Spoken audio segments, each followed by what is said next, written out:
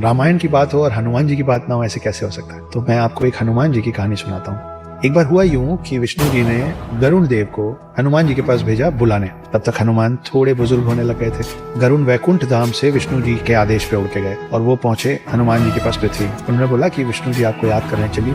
हनुमान बैठ के राम जप कर रहे थे। हनुमान बोले कि आप चलिए, मैं पीछे पीछे आता हूँ। गरुण को लगा मुझे तो सिर्फ यही कहा गया था कि इनको इन्फॉर्म करना है, इनको सूचित करना है, मैंने अपना काम कर दिया। फिर भी गरुण को लगा कि अब ये बूढ़े हो रहे हैं, इनको मैं ले चलूंगा तो इनके लिए रास्ता आसान हो जाएगा। गरुण को इस बात का बहुत गुमान हो गया था, बहुत अहंकार हो गया था कि गरुण से तेज और कोई नहीं उड़ सकता। तो गरुण ने बोला कि आप थोड़े बुजुर्ग हो रहे हैं, आइए आपको मैं अपने साथ ले चलता हूँ, मुझ पे बैठ जाइए। हनुमान जी ने फिर से कहा कि मैं अभी अपना जाप खत्म करूंगा, उसके बाद आऊंगा, आप चलिए मैं आता हूँ। गरुण निकल गए। गरुण पूरे स्पीड से उड़ के वापस विष्णु जी के पास वैकुंठ धाम पहुंचे। मगर वहां पहुंच कर देखते क्या है, वो देखते हैं कि ऑलरेडी हनुमान जी बैठे हुए हैं विष्णु जी के पांव के पास। ये पूछते हो कि प्रभु मुझे कैसे याद किया। गरुण को समझ में नहीं आया कि मैं इतने वेग से उड़ के आया हूँ, मुझसे पहले हनुमान जी पहुंचे तो पहुंचे कैसे। और उनके दिमाग में एक और सवाल था कि अगर हनुमान जी यहाँ पहुंच भी गए थे तो द्वारपाल जो उस दिन सुदर्शन चक्र थे वो हनुमान को अंदर कैसे आने दिए। सुदर्शन चक्र ने हनुमान को विष्णु जी के पास आने से रोका क्यों।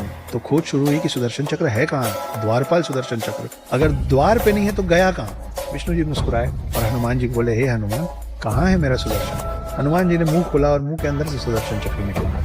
सुदर्शन चक्र को इस बात का अभिमान हो गया था कि उससे ताकतवर कोई अस्त्र शस्त्र नहीं है, और गरुण देव को इस बात का अभिमान हो गया था कि उनसे तेज कोई उड़ नहीं सकता था। हनुमान जी ने एक ही सफर में इन दोनों की सारी गलतफहमी दूर कर दी। वो अस्त्रों में सर्वश्रेष्ठ सुदर्शन चक्र को निगल गए थे और गरुण से पहले विष्णु जी के पास पहुंच गए। ये है हमारे हनुमान।